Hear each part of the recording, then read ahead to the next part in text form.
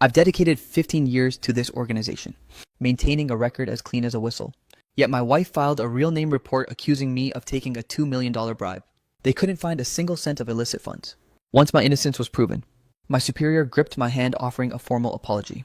I remained silent, turning on my heel to head home, gazing at my daughter's soft, innocent face. Memories of my wife's icy indifference over the years flooded back, along with that cousin who was always dropping by our house. The next day, I took my daughter straight to the hospital. The moment the paternity test results were revealed, my entire body began to tremble. His hand was dry and warm, but I just stared at him without uttering a word. A document lay flat on the desk, stamped with official red ink and bold black text. Investigative conclusion regarding the $2 million bribery allegations against Zhao Yi. Ruling the whistleblower's report is unsubstantiated. 3 months, 92 agonizing days. I spent every waking moment trapped in a room smaller than 10 square meters. My 3 meals a day were delivered through a slot, twice every single day. They subjected me to intense interrogations. They scrutinized the origin of every single deposit and the destination of every single expenditure. I repeated my story until I was hoarse. I told them I never took a dime. They seemed skeptical, yet also strangely convinced. Today, the nightmare finally reached its end. Group leader Wang personally escorted me out of the office building. Regarding your department, though, I've already cleared things up with Director Zhang. He mentioned holding a brief meeting for you to officially restore your reputation. I gave a simple nod. Go home and get some proper rest. Your wife, she's had a tough time too. I froze in my tracks and locked eyes with him. A flicker of awkwardness crossed his face. Ah, right. My wife Zhou Rui. She played the hero of justice, sacrificing her family. By filing that real name report against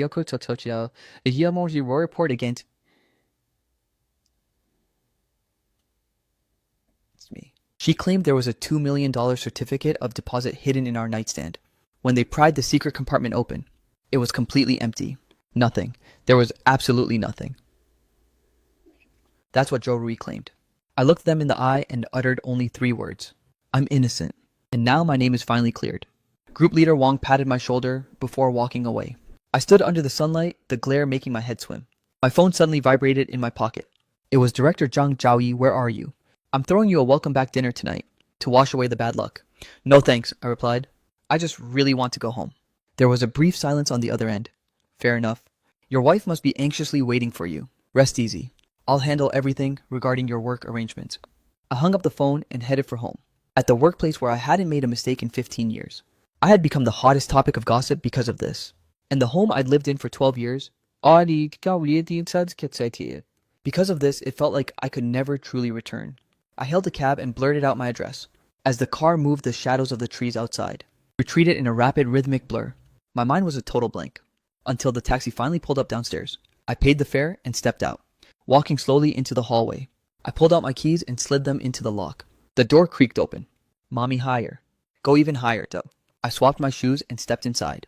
Zhou Rui was hoisting a model airplane, playfully teasing our daughter Zhao Anan. Anan was perched on the sofa, kicking her tiny legs, and giggling uncontrollably. She saw me and froze. Daddy. Her voice was barely a whisper, laced with a heartbreaking sense of timidity. 3 months? And she's already become a stranger to me. Zhou Rui set the model down, and stood up slowly. You're finally back. I stared intently at him, noticing he'd grown a bit gaunt, as if he were the one suffering some monumental grievance. I gave a cold, short response. I strolled over to the sofa and sank into the cushions. Anan poked her tiny head out from behind her mother, stealing glances at me. That face. It was so rosy and plump, absolutely adorable. I used to love pinching those cheeks more than anything. But now, as I stare at that same face, my heart is nothing but a block of ice. Have some water. A cup was thrust toward me. I didn't reach for it. When did you find out I was being released? This morning. Group leader Wang gave me a heads up. The living room was suffocatingly quiet. The TV was flickering, but the volume was muted. A fruit platter sat on the table, the grapes inside looking exceptionally fresh. Suddenly, a memory flashed through my mind. The day they hauled me away, it was a Wednesday. That very afternoon, my colleague, cousin Sun Peng, said he'd be over for dinner.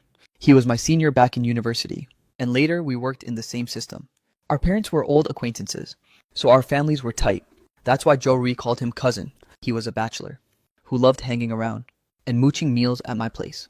After I was taken away, did he ever stop by? Has Sun Peng been around lately? Zhou Rui's body stiffened visibly. It was subtle, but I caught it. No, of course not. With the mess you were in, how could he have the nerve to show up? Her eyes were darting around, avoiding mine. I said nothing. merely snatched the remote from the table and killed the TV. I stood up. I'm exhausted. I'm going to lie down. I trudged toward the bedroom. Dinner is ready. Aren't you going to eat at tequila? No. I pushed the bedroom door open. The bed was neatly made, looking exactly as it did before I left. My professional books on the nightstand had been swapped for glossy fashion magazines. I yanked open the nightstand drawer, finding my watch and wallet tossed inside. The secret compartment had been crudely pried open and ruined, leaving behind a jagged, hideous scar in the wood. I reached inside feeling nothing but emptiness. Zhou Rui was hovering by the doorway, looking utterly flustered and lost. Zhao Yi, please let me explain. I was possessed. I wasn't thinking straight that day. I turned around slowly to face her. She was trembling, tears streaming down her face one after another. The pressure was just too suffocating. I was terrified someone would call me, claiming you took the bribe and were bound to get caught. They told me if I blew the whistle first, it would count as a merit for our family. The pathetic lies spilling from her mouth didn't match any of the 100 scenarios I'd agonized over while in custody. Her excuses were downright laughable. I watched her sob, yet I felt absolutely nothing. 15 years of marriage. I thought I knew the woman I slept beside. Now I realize I never knew her at all. I stared at her, then looked past her shoulder, at our daughter Anan, who was peeking curiously from the living room. Anan is 5 years old now, and she's the spitting image of Zhou Rui, especially those eyes. People used to say she was the perfect blend of both of us. Her mother's eyes, and her father's nose. I scrutinized Anan's tiny upturned nose. Did it really look anything like mine? A localized venomous thought burrowed into my brain, and once it took root, there was no shaking it. It felt like acid dissolving every last trace of warmth left in my heart. I walked right up to Zhou Rui. She was still hyperventilating through her tears. Stop crying. My voice was eerily calm. She looked up at me stunned and confused. Tomorrow we're taking Anan to the hospital. The hospital is Anan sick. She sounded genuinely panicked. She's not sick. I locked onto her gaze. We're just going for a few tests. I jolted awake at 6 o'clock the following morning. Zhou Rui was still fast asleep beside me. Her brows furrowed deeply, as if she were trapped in a restless nightmare. I watched her in silence for a fleeting moment, before getting up to wash the grime away. The man in the mirror had wasted away. I looked skeletal like a hollow shell, with eyes that felt entirely foreign. I shaved off my ragged beard, changed into fresh clothes, and at 7 sharp I rapped on Anan's door. Anan, it's time to get up. Silence echoed from inside the room. I pushed the door open without hesitation. Only the crown of her head was visible beneath the sheets. I nudged her awake. She rubbed her weary eyes, fear flickering in her gaze when she saw me. Daddy. Daddy's taking you out for some fun? Where are we going? To a place where they need a little blood sample. And An's face drained of color instantly. I don't want to know blood tests. I'm scared of the pain. She began thrashing on the bed, throwing a desperate tantrum. The commotion jolted Zhou Rui awake. She stormed into the room like a whirlwind. Chao Yi, what do you think you're doing? See, have you lost your damn mind this early? She pulled Anan into a protective embrace, glaring at me. Anan is terrified of needles. Are you seriously that oblivious? What kind of tests are so urgent that they have to be today, seeing her shield the child? She looked like a frantic hen guarding its nest. It has to be today, no exceptions. We stood there in a tense silent standoff. Anan glanced back and forth between us, staring at me then her before bursting into a wailing sob. I don't want to go to the hospital, Atiok. I don't want any needles. Zhou Rui cradled her tight, cooing softly to soothe her, while stabbing me with daggers from her eyes. Exactly what kind of checkup is this? Just a routine physical. I've been gone for so long. Is it a crime to care about my daughter's health? That logic was bulletproof. Zhou Rui bit her lip, unable to muster a rebuttal. I marched over, and pried Anan out of her grasp. Anan's wailing intensified instantly. Either I take her alone, or the three of us go together. Your choice. She glared at me with pure venom. After a few agonizing seconds, she finally backed down. Fine, I'll go change. On the way to the hospital, the atmosphere inside the car was suffocating. I focused on driving, while Zhou Rui and Anan occupied the back seat. Anan was still whimpering softly. Zhou Rui spent the entire trip soothing her, whispering stories into her ear, promising the biggest ice cream once the checkup was over. I caught their reflection in the rearview mirror. It looked so heartwarming. A devoted mother, and an adorable daughter.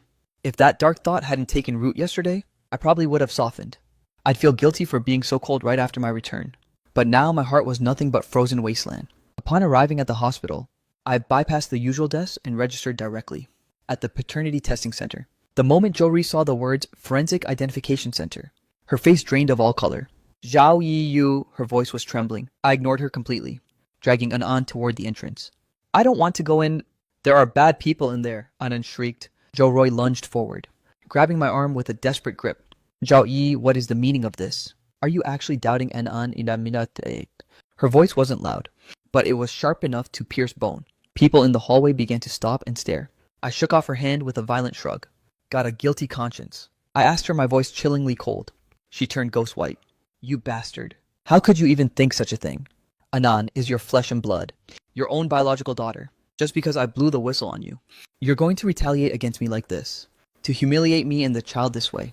I watched her performance intently, every flicker of expression. Every single tear sheet was calculated to perfection.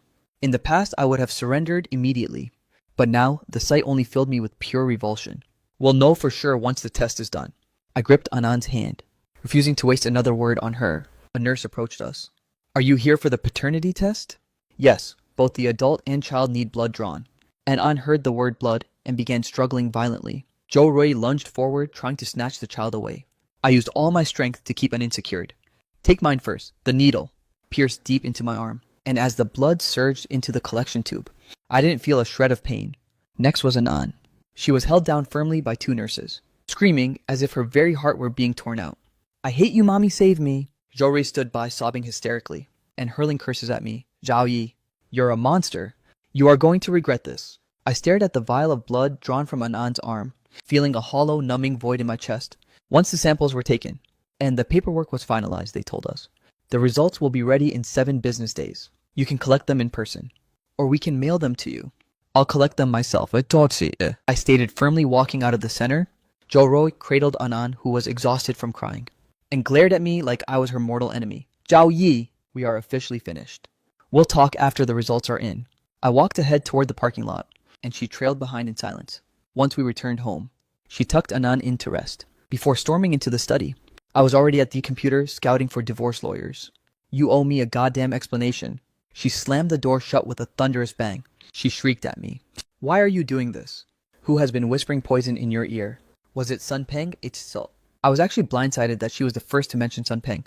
It was quite the unexpected twist. I lifted my gaze to meet hers. You think it was him? If not him, then who? Who else besides him ever dares to set foot in our home? He definitely told you something, didn't he? She looked like a drowning woman clutching at a straw. Chao Yi. Don't you dare believe a word he says, Og. He's nothing but a treacherous snake, eh? He's had it out for me for a long time. Watching her, the irony of the situation was almost comical. I was locked away for 92 days. My wife never spared a single thought for my suffering, and my cousin never even bothered with a single welfare call. And now she's desperately trying to shift the blame onto him. And what exactly did he tell me? I played along, feeding into her narrative. She froze up completely. He must have badmouthed me, claiming I'm having some scandalous affair with another man. She tested the waters with her question, but I remained silent. The color continued to drain from her face until she was ghostly. Zhao Yi, you can't think of me that way. We've been husband and wife for 15 years. What kind of person I am? Yarim sure say, don't you know me at all? I used to think I did, I said, shutting down the computer. Until the results are officially out, we'll be sleeping in separate rooms. I stood up and paced out of the study. You take the master bedroom, Ed. I'll take the guest room. She stood there, rooted to the spot, her entire body trembling. What if the results prove Anan is your daughter? Zhao Yi, how are you going to fix things then? I paused for a brief second. If she is, I'll get on my knees and beg for your forgiveness. I yanked open the guest room door and stepped inside. As the door clicked shut, I heard a guttural cry of pure despair erupt from outside. The 7-day countdown for the results began. Those 7 days felt like a goddamn century.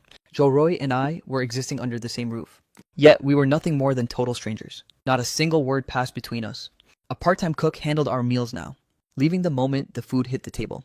Joe Roy and I purposefully ate at different times. Even Anan seemed to sense the toxic tension. She stopped her usual noisy playing and spent most of her time holed up in her room.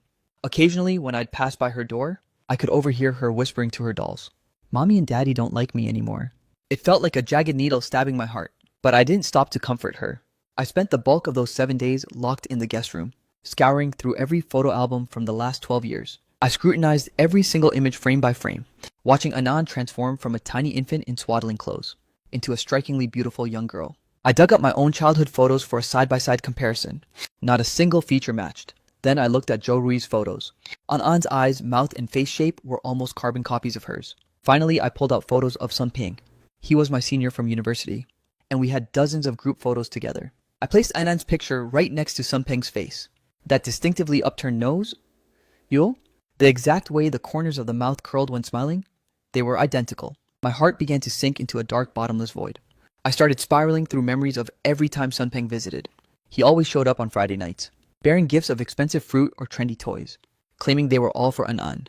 The moment he walked in, Jo Rui would light up with joy, personally slaving over the stove to cook a feast of his favorite dishes. Whenever the three of us sat at that dinner table, they seemed to have an endless stream of things to discuss.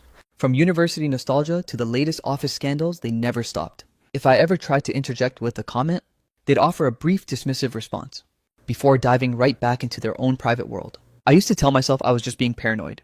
I thought, they're cousins. It's only natural for them to be close. I was buried in work, suffocating under pressure. And I wasn't much of a talker anyway. I figured it was good that Sunpeng was there to keep her entertained. God, I was such a pathetic fool. I recall the day In-an was born 5 years ago. I was pacing like a madman outside the delivery room, and Sunpeng was right there too. He claimed he was just passing by the hospital, and heard Jo Rui was in labor. So he stopped in, when the nurse brought the baby out.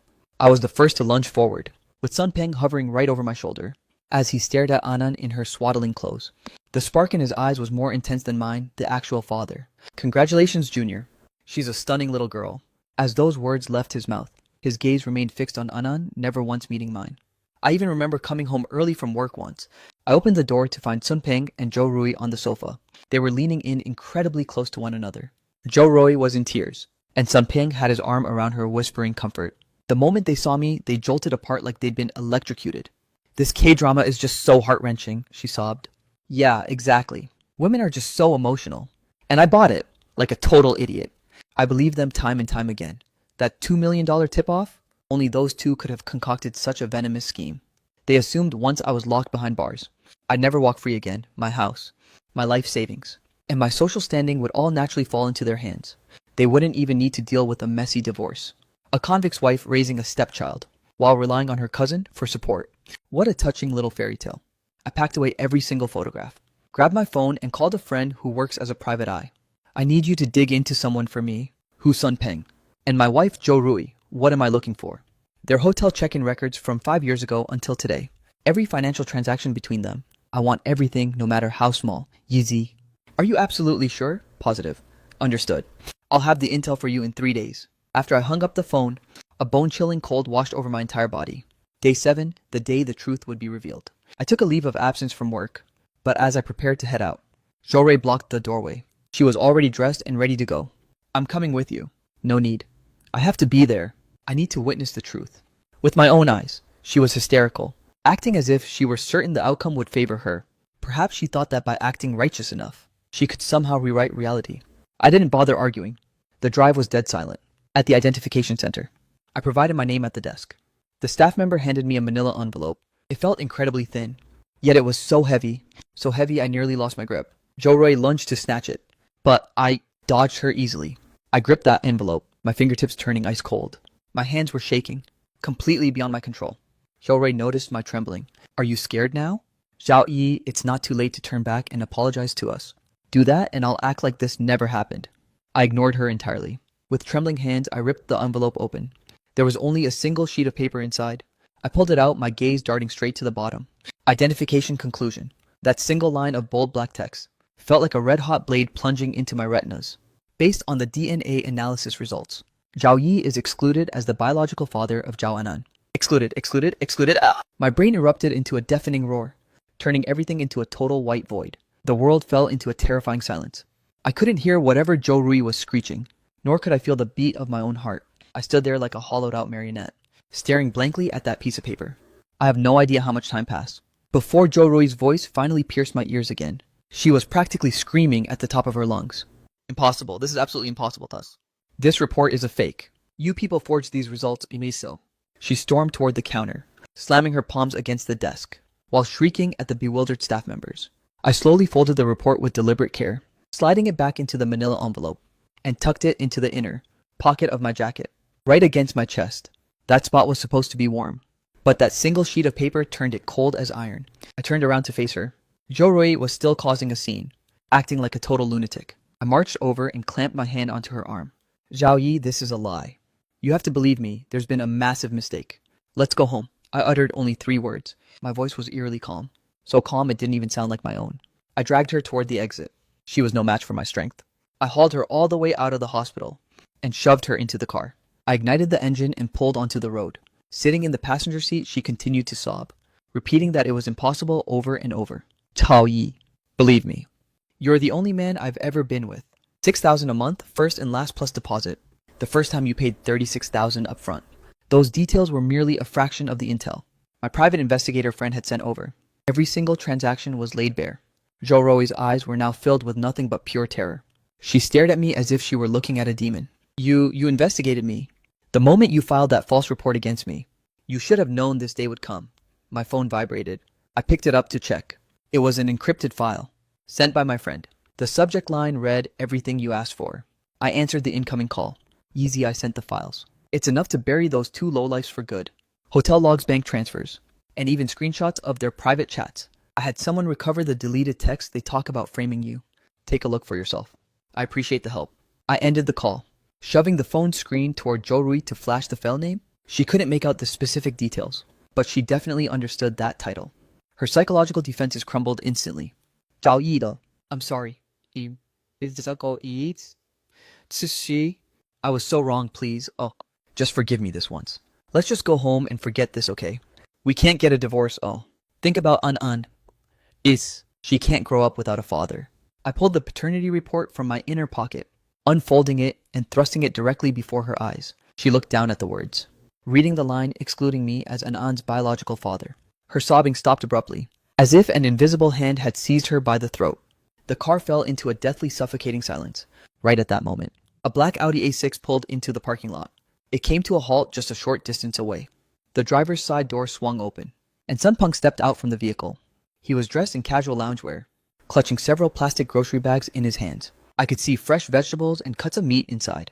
He was even humming a cheerful little tune. He locked the car with a click, glancing up toward a specific window in Building 15. A warm, cozy welcome home smile plastered on his face. He was looking directly toward Unit 1103. Zhou Rui saw him too. She stared at that man, at those grocery bags in his hands, and the look of pure domestic satisfaction on his face. Finally, she buried her face in her knees, letting out a muffled primal sob like a wounded beast. I drove us back to the apartment. Zhou Rui didn't utter another syllable the entire way. She remained huddled in the passenger seat, looking like a discarded soulless ragdoll. Once we arrived, I parked the car in its usual spot. She didn't move until I said, "Get out."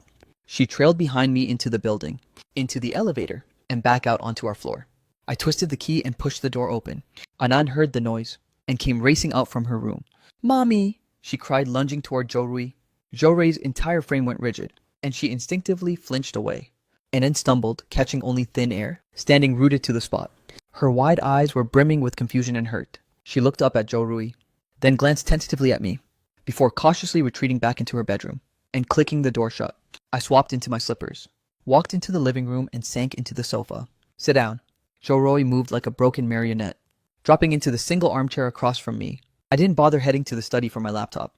Instead, I fired up the living room's like smart TV. I mirrored my phone screen onto the massive display. The first image was a DNA paternity report, coal black ink on stark white paper. The conclusion was undeniably crystal clear. Let's start with this. This girl is not my daughter. Therefore, after the divorce, custody remains entirely with you. I won't be providing a single cent in child support, and there is absolutely no reason for visitation rights. Zhou Rui's body swayed as if she might collapse. I remained completely expressionless. I tapped the remote to go to the next slide. A spreadsheet filled the screen. It was the asset manifest I had prepared. Point 2 assets. This 180 square meter apartment was purchased by me in full before we wed. The deed bears only my name. It is strictly premarital property. You have no claim to it. As for the car, that $500,000 vehicle is registered to me. It was bought using my personal premarital savings, making it solely my property as well. You won't get a piece of the savings either. What's in our respective names stays there. I've already scrutinized your accounts. Aside from what your parents gave you, there's the money from Sunpeng, the $320,000 he's been funneling to you since the year before last. You used your mother's bank card as a middleman, thinking I'd never trace the funds that prove your adultery. I will be submitting every single transaction to the court, with every sentence I uttered. Zhou Rui's face drained of more color. I clicked to the next slide. A series of photographs began to cycle across the screen. Snapshots of her and Sunpeng at various hotel entrances and parking lots. Photos of them locked in passionate embraces and kisses. The time and location for each were meticulously documented. Point 3 grounds for divorce. adultery, and maintaining a long-term illicit relationship. The evidence here is ironclad and irrefutable, but the most critical point of all is that you, Joe Rui, conspired with Sun Peng to commit malicious perjury. You framed me with the intent of putting me behind bars, just so you could seize every single asset I owned. This isn't just a simple affair. This is a serious criminal offense. Screenshots of their WeChat conversations flashed onto the screen. My husband seems a bit suspicious lately. What should I do? There's nothing to fear. Just stick to the plan. Once he's locked away, you and Anand will finally be all mine. That $2 million deposit slip, will they really believe it? As long as you swear on your life that you saw it with your own eyes, they won't let him go. They won't let him off the hook. As long as he's under state control, we've already won. Every word was a final nail in her coffin. Joe Roy stared at the television screen, watching the hideous truth of her dialogue with Sun Peng unfold. Finally, she completely snapped. It wasn't like that. He forced my hand. Sun Peng coerced me into everything. He swore that he loved me. He told me you'd only treat me worse over time. He said he was the only one who could give me happiness. Reporting you, that was his scheme too. He promised that if you were out of the picture, we could be together forever. She desperately tried to wash her hands of the guilt. Even at this ultimate moment of truth, she was still putting on a performance. I killed the power to the TV. A deafening silence reclaimed the living room. I rose and retrieved 2 pre-printed documents from the study, flinging them onto the coffee table right before her eyes. One was a formal divorce settlement. The other was a voluntary waiver of all marital assets. Sign them. We'll head to the Civil Affairs Bureau tomorrow for a clean break. I won't pursue criminal charges for your perjury, and I'll even spare you a shred of your dignity by letting you leave with absolutely nothing. That is my final offer. If you refuse, then every scrap of this evidence, including Anand's paternity report, will be copied 100 times. One goes to the court, and the rest go directly to your parents. To your parents. To every single one of our relatives. And to both my office and Sun Peng's workplace. I will make sure everyone knows exactly what kind of woman you are, and exactly what kind of scumbag Sun Peng is. By then, you won't just be losing money and a house. You'll lose every last ounce of your human dignity. Jory stared down at the documents on the table, then slowly lifted her gaze to meet mine. Her eyes shifted from venomous spite to desperate pleading, until finally they faded into a hollow dead gray. The next morning, I was up at the break of dawn. Jory hadn't slept a wink. She was still perched on the sofa, like a lifeless, weathered statue. The 2 documents remained exactly where I'd left them, completely untouched by her. I didn't bother pressuring her. I washed up, changed it into my suit, and prepared for the more critical tasks ahead. Before stepping out, I shot her a final glance. I'm giving you 24 hours to think it over. I expect to see your signature by tomorrow morning. With that, I turned my back on the house. I didn't head to the office. Instead, I drove straight to a prestigious law firm. I had spent those 7 days scouting for the best, the city's most ruthless matrimonial lawyer, Zhang Chengye. I met with attorney Zhang exactly at our scheduled time. He was in his mid-40s, wearing gold-rimmed spectacles, and radiating an aura of sharp professional competence. Greetings, Mr. Zhao, attorney Zhang. We exchanged a firm handshake. We took our seats, tension thick in the air. I skipped the pleasantries and got straight to the point, sliding a USB drive from my briefcase across the mahogany desk. Attorney Zhang said, I'm filing for divorce. Everything you need, every shred of proof is on this drive. Zhang nodded solemnly, plugging the drive into his workstation. He opened the folders, scrolling through the contents one by one.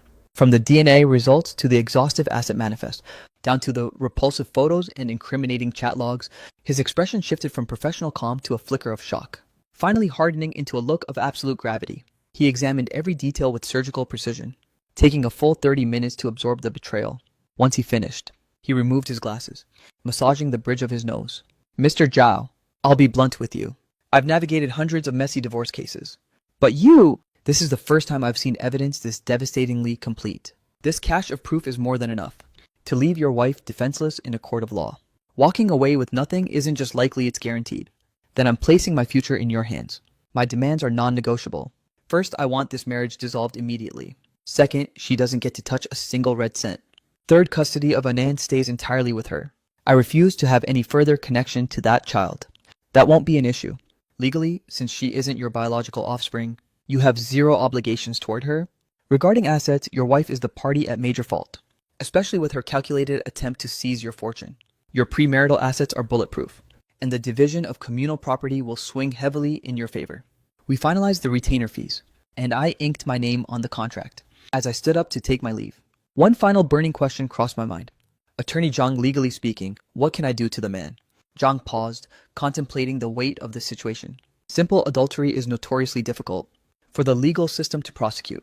However, if you possess undeniable evidence proving he orchestrated and led the conspiracy to frame you, we can absolutely hold him criminally liable. However, based on these chat logs you've provided, it's clear they were incredibly cunning. Most of their arrangements were made verbally. Constructing a foolproof chain of evidence will be difficult compared to pursuing criminal charges. Targeting his workplace and his reputation might be a far more direct and devastating way to strike back. His advice aligned perfectly with my own dark thoughts. I understand completely. Thank you for your expertise, Attorney Zhang. As I stepped out of the law firm, I felt half the weight on my chest finally lift. The legal arsenal for my revenge was fully loaded. Now it was time to open a second front. Standing on the curb, I whipped out my phone. I didn't call Zhou Rui. Instead, I dialed Director Zhang from my office. He picked up almost instantly. Xiao Zhao, how are you holding up during your break? I appreciate the concern, Director Zhang. I've recovered quite well. When would it be convenient for you? I'm eager to return to my post as soon as possible. There was a brief, stunned silence on the other end, followed by a hearty chuckle. Excellent. You're welcome back anytime. Your office is. I've had Xiao Li keep it reserved for you. It's being cleaned every single day. Thank you, Director. Regarding the meeting you mentioned to clear my name... yes. Should we keep it small or... Actually, Director, I believe we should make it a grander affair. I watched the endless stream of traffic rushing by, my gaze sharpening with cold intent. I'd prefer if every mid-level cadre in the Bureau attended. After all, the impact of this scandal was significant. I want my exoneration to be witnessed by as many people as possible. I wasn't just after a divorce anymore. I was going to reclaim everything stolen from me, reputation status, and most importantly, justice. I won't let a single thing slide. The next morning, when I stepped out of the guest room, Zhou Rui was still perched on that sofa. She hadn't shifted an inch all night. Those two documents still sat mockingly before her. On the divorce papers, Zhou Rui had finally scrawled her name. The handwriting was crooked and shaky, as if she had expended every last drop of her strength. I strode over, snatched the documents, and scrutinized them. The asset waiver was signed as well. She spoke, her voice rasping like coarse sandpaper. I retrieved the other document, noting her signature accompanied by a crimson thumbprint. Perfect. I tucked the paperwork securely into my briefcase. Get your ID, your household register, and the marriage certificate ready. Meet me at the Civil Affairs Bureau at 9. I didn't spare her a glance. I turned on my heel, ready to depart. Zhao Yi, she called out to me from behind, halting my steps. Anan? Is she truly Sun Peng's daughter? I couldn't believe my ears. Her voice held a trace of doubt, a flicker of pathetic hope. I nearly burst out laughing. Even after reaching this rock bottom, she was actually still clinging to her delusions. Or perhaps she was desperately searching for a justification, trying to prove she hadn't been playing me from the very start. That's a question you should be asking Sun Peng. I yanked the door open and vanished. The sunlight was blindingly bright outside. I drove straight to the office. It was exactly 8:30. Most of my colleagues were just arriving at their desks when they crossed paths with me in the corridor. Their expressions were a messy cocktail of emotions. There was pity, morbid curiosity, and cold alienation. I ignored every single one of them, marching directly toward my own office. The door was locked. I fished out my key and twisted the bolt. The room was immaculate, not a speck of dust in sight. Director Zhang hadn't been feeding me lines. He really had made Xiaoli clean it every day. I took my seat and fired up the PC to tackle the mountain of backlogged emails. Suddenly, Director Zhang's secretary rapped on the door. Section Chief Zhao. The director requests your presence in the grand conference hall. I rose to my feet, straightening my collar with deliberate poise, and followed him out. As I pushed open the conference room doors, Director Zhang spotted me and beckoned with his hand. Come, eat. Zhao Yi, take a seat right here. He gestured to the prestigious spot right beside him. I walked over and sat down.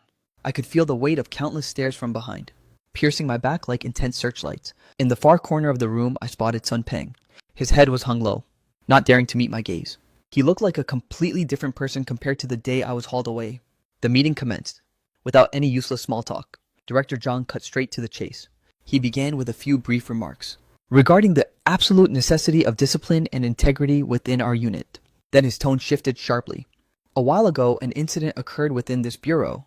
Our colleague, Comrade Zhao Yi, was a target of a formal whistleblowing report, accusing him of serious financial misconduct. The conference hall became so quiet you could hear a pin drop. A special task force was assembled, subjecting Comrade Zhao Yi to a grueling 3-month investigation. Director Zhang's voice was stern and gravelly. I have gathered everyone here today to officially announce the final conclusions of that inquiry. Regarding the allegation that Comrade Zhao Yi accepted a $2 million bribe, it is a complete and utter fabrication. This was a case of malicious perjury. We are here to vindicate Comrade Zhao Yi and fully restore his untarnished reputation. He set the documents down and turned his gaze toward me. On behalf of the Bureau, we failed to protect one of our own cadres, allowing you to suffer this gross injustice. With those words, he stood up and gave me a deep, formal bow. An audible gasp rippled through the entire room.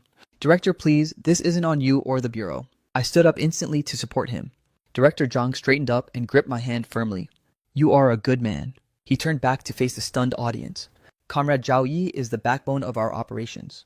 For 15 years, he has been a model of diligence, keeping his hands clean and his heart pure. This ordeal has caused him immense personal, and his family have suffered an unimaginable amount of trauma.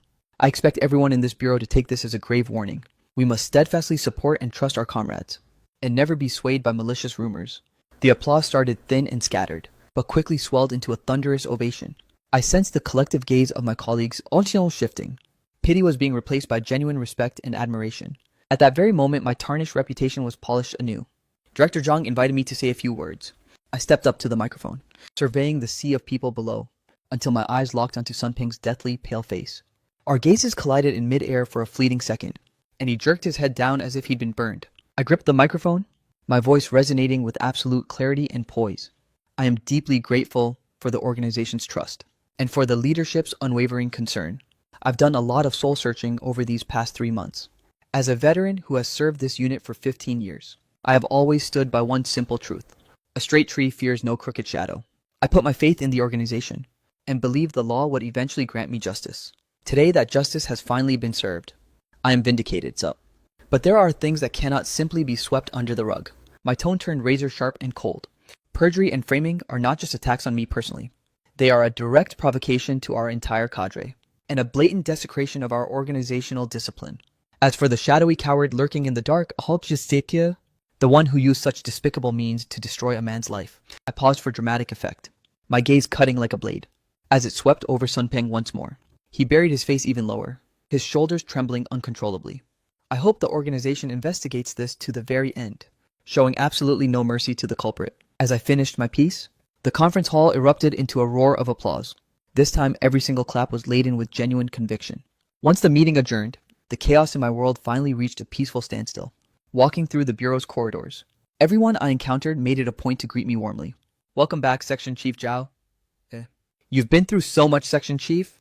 Their faces were plastered with a perfectly curated mask of concern and warmth, as if those 3 agonizing months of isolation and suspicion never even happened. I acknowledged each of them in kind, keeping my expression utterly stoic. I had barely returned to my desk and settled into my chair when my phone began to vibrate. It was an unrecognized number. I picked up. Zhao Yi, I'm at the tea house right across from your office. We need to talk. It was Sun Ping. His voice was thick with exhaustion and sheer terror. I have absolutely nothing to say to you. No, please, I'm begging you. Just 10 minutes, love. He sounded like he was on the verge of sobbing. Fine. I cut the call, stood up, and made my way downstairs with calculated leisure. The tea house was nearly deserted. Sun Ping had retreated to the most secluded booth in the back. When he saw me, he looked like a man greeting his savior, while simultaneously staring into the eyes of the Grim Reaper. His face was a grotesque mess of conflicting emotions. The tea in front of him remained completely untouched. I sat down, poured myself a cup, and said, Speak. Brother Yi, no. Section Chief Zhao. He was babbling incoherently. I heard everything you said at the meeting today. I know I messed up. I'm so sorry. I truly realize my mistake now. With a sudden heavy thud, he actually slid right off his seat and dropped to his knees before me. I leaned back casually, distancing myself from his pathetic display. Just say what you have to say. Spare me the theatrics. The waiter glanced over. Wearing a look of pure confusion, Sun Ping scrambled back up in a panic and took his seat again. Chief Zhao, that incident, the formal report against you, it really wasn't my brainchild. It was Zhou Rui, it was my sister-in-law. She's the one who insisted on doing it. She said that only if you were locked away could she finally be free of you. The script was beginning again, the exact same performance Zhou Rui gave, shifting the blame onto the other partner. I watched him in total silence, not uttering a single word. My quietness only served to amplify his sheer terror. Seriously, I swear on my life. I tried to talk her out of it, I told her it was way too risky and completely immoral. But she wouldn't listen to reason. She was dead set on destroying you.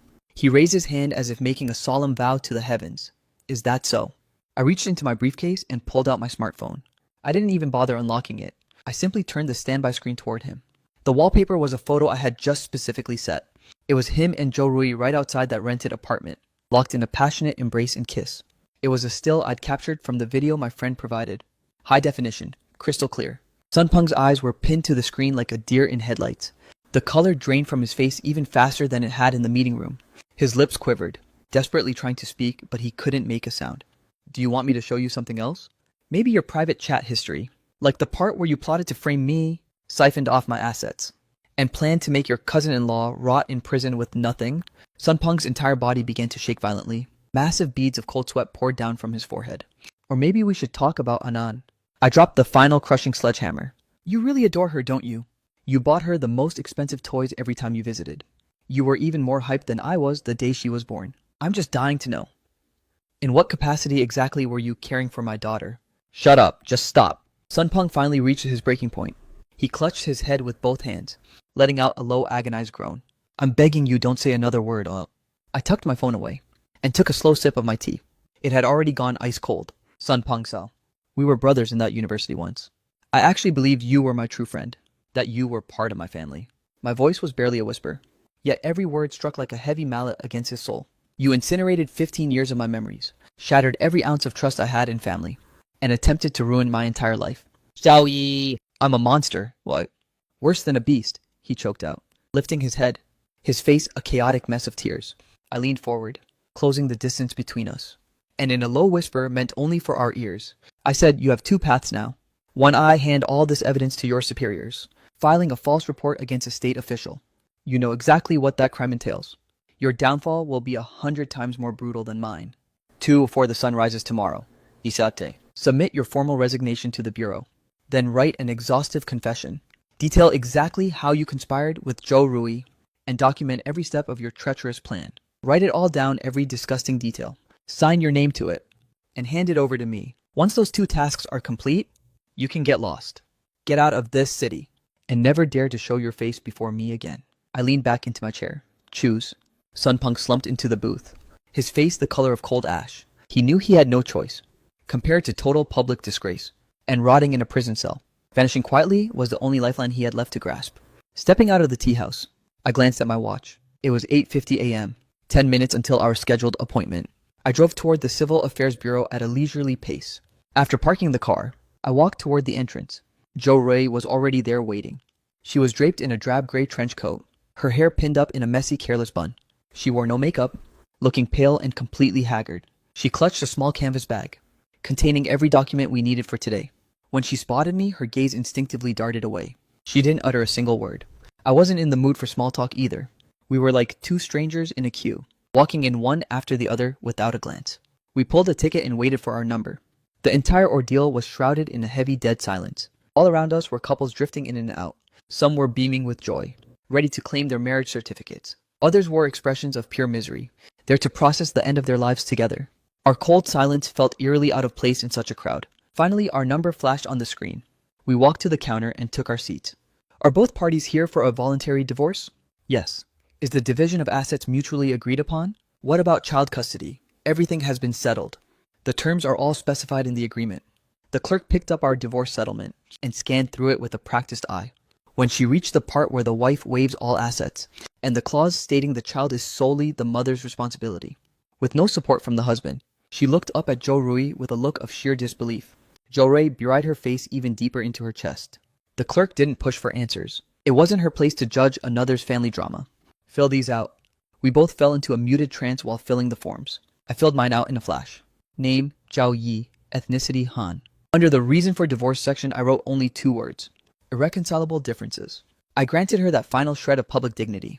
Forms filed, photos taken. When the heavy steel seal slammed onto the red divorce certificates, I saw Joe Rui's entire body recoil from the sound. It was finally over. Done. I snatched my copy of the certificate, stood up and turned to walk away. No farewells, no parting words. As I stepped out of the Civil Affairs Bureau, the sunlight was blinding. It felt as if a 1,000-pound weight had been lifted from my soul. Joe Rui followed me out onto the sidewalk. Zhao Yi, I stopped, and looked back at her one last time. This was the final exchange we would ever have as a couple. Can I go back? Just to pack mine and Anand's things? You have exactly 2 hours. I'll wait for you downstairs once we're home. At the building entrance, I didn't bother going up. I leaned against the car and lit a cigarette. It was the first one I'd touched in 3 months. As the smoke swirled around me, My mind became incredibly sharp and clear. In less than an hour, Joroi descended from the apartment. She was hauling two massive suitcases, with Anand trailing silently beside her. The little girl clutched the edge of her mother's coat, peering at me with a timid, frightened expression, her eyes puffy and crimson, from what was clearly a long crying fit. I crushed the cigarette butt under my heel, walked toward them, and held out my hand. Give me the car keys. Technically, that vehicle was in her name, but it was purchased entirely with my hard-earned money. The settlement made it clear it belonged to me. She fished them out of her bag and handed them over. Where do you plan on going now?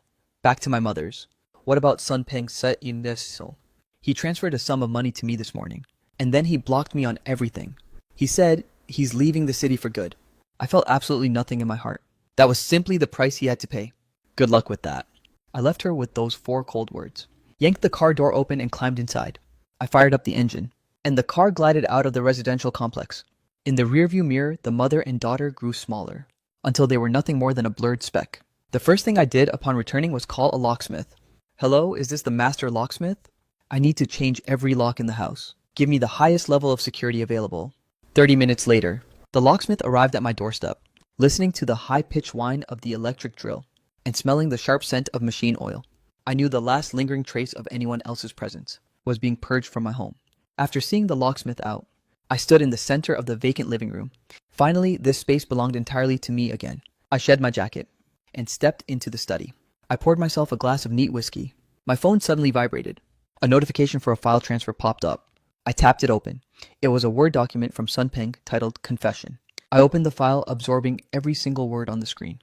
It was a meticulous log of how he had lusted after my wife, how he realized Anand was his biological daughter, the ways he systematically seduced Joroi, and how they ultimately orchestrated that venomous frame-up.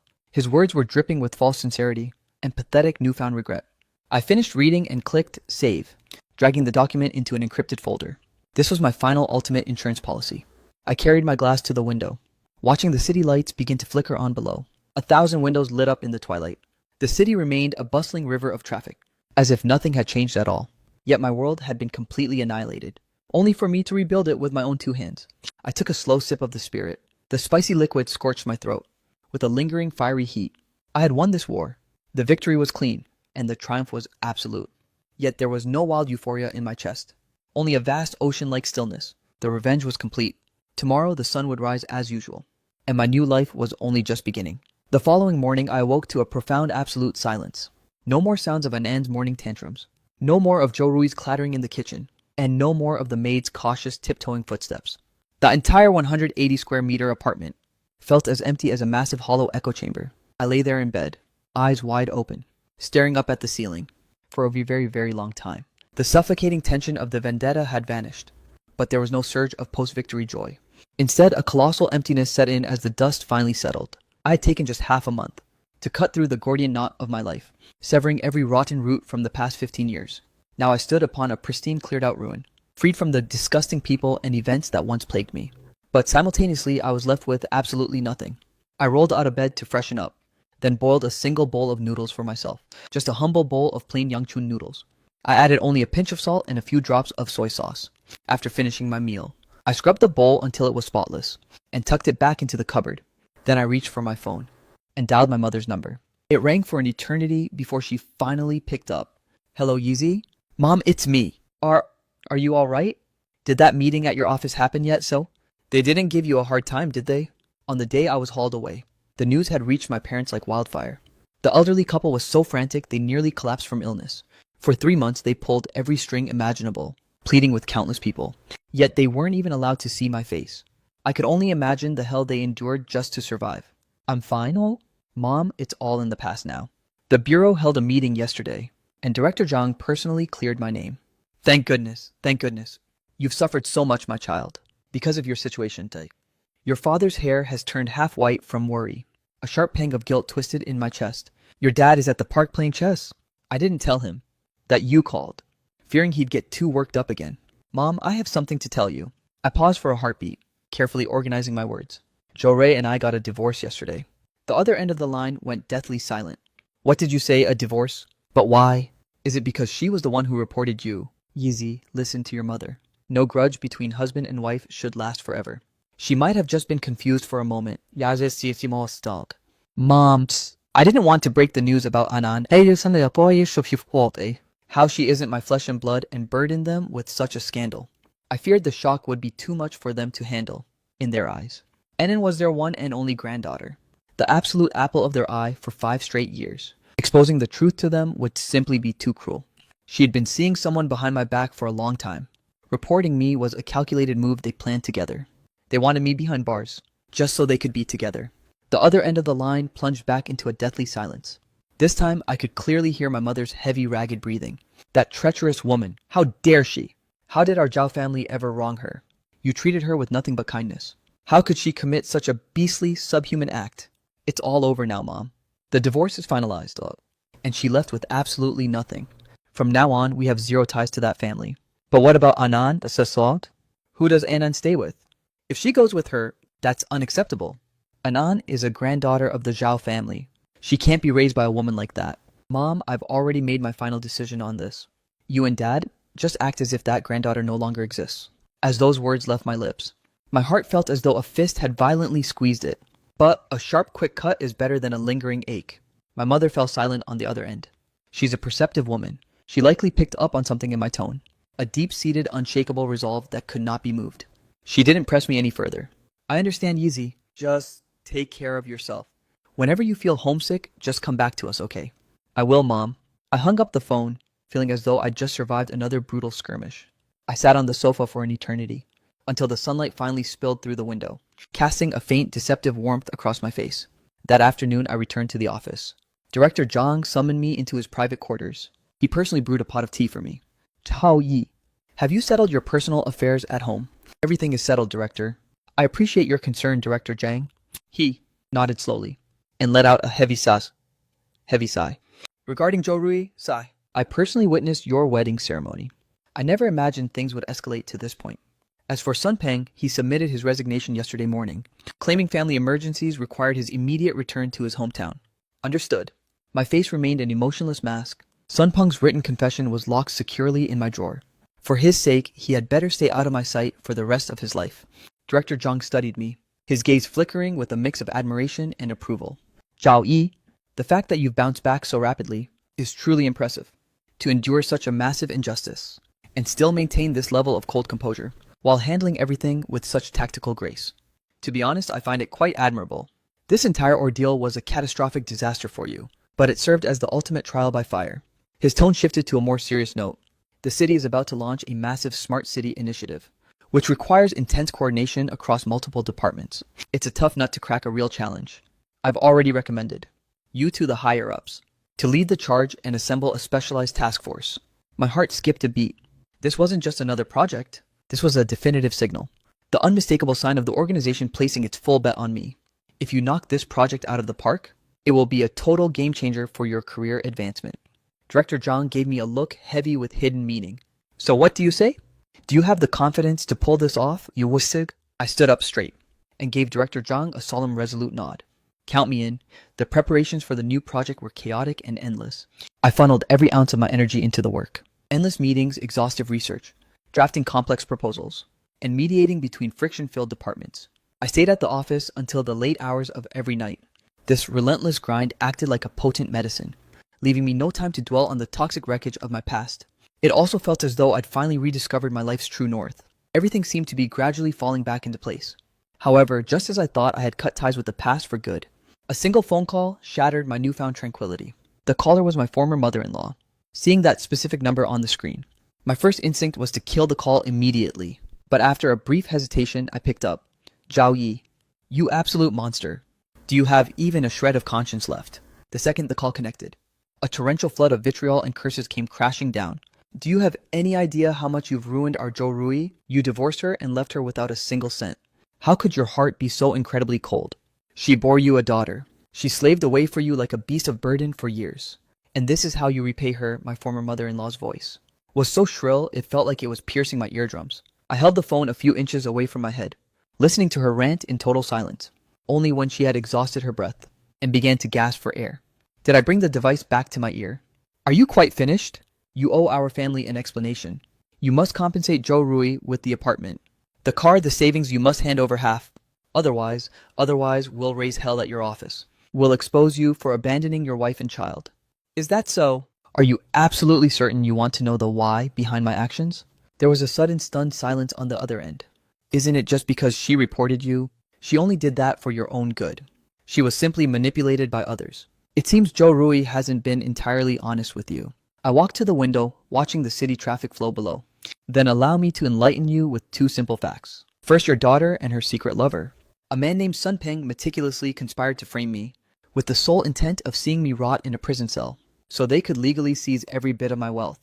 This wasn't some momentary lapse in judgment. This was a cold, calculated crime.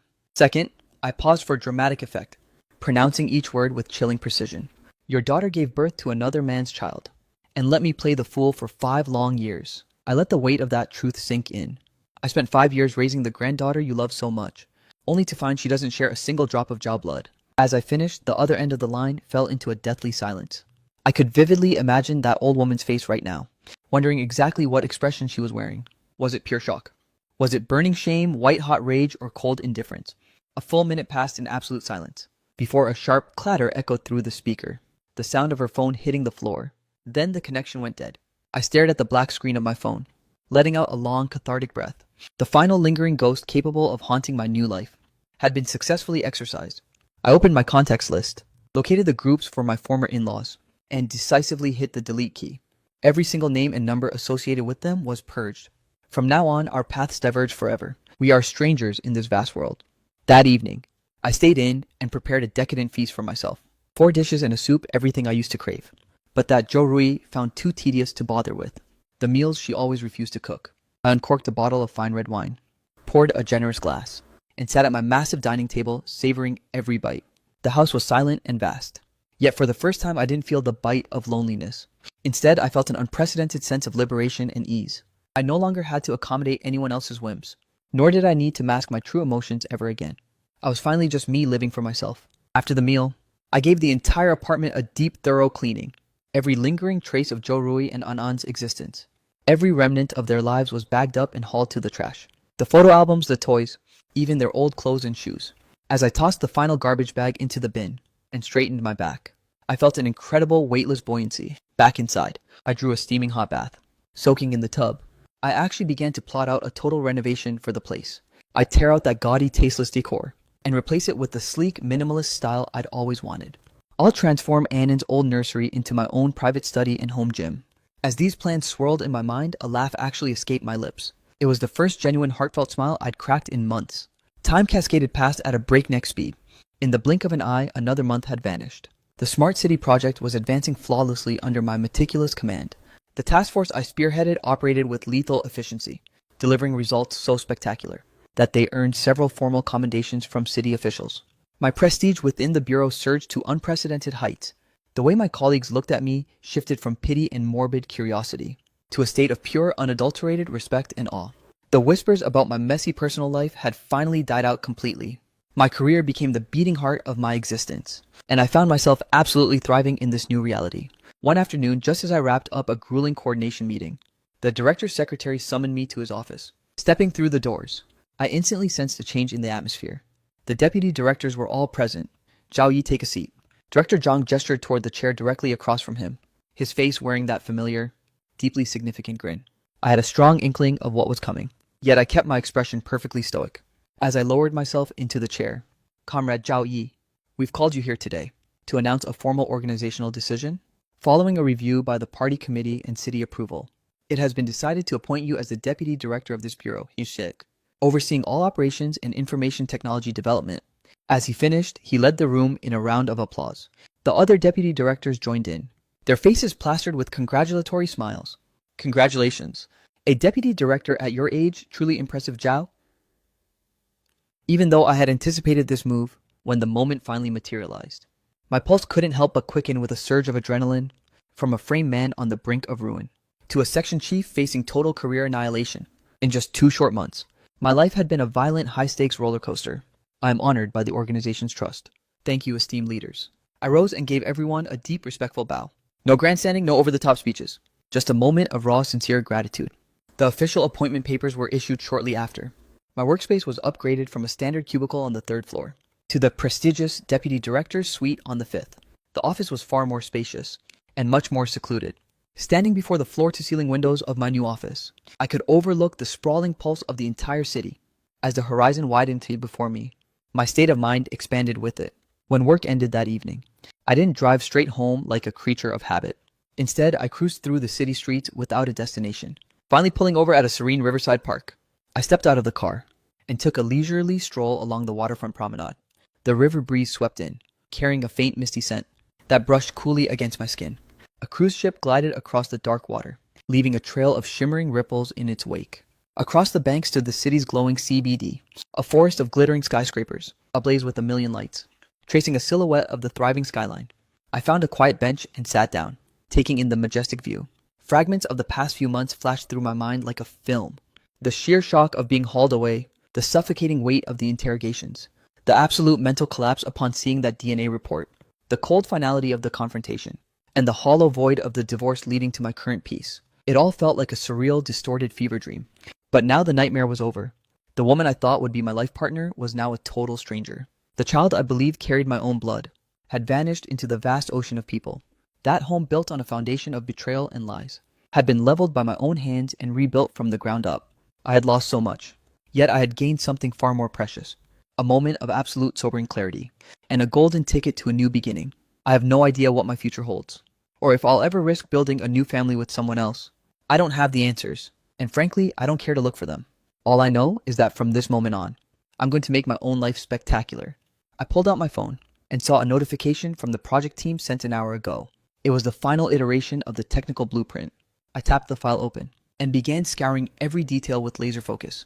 As the night deepened and the river breeze grew sharper, my heart felt a glow of warmth and clarity like never before. The past had officially been laid to rest. My new life was setting sail bathed in pure starlight. Life as a deputy director was worlds apart from my old routine. I now had a dedicated driver and a personal secretary.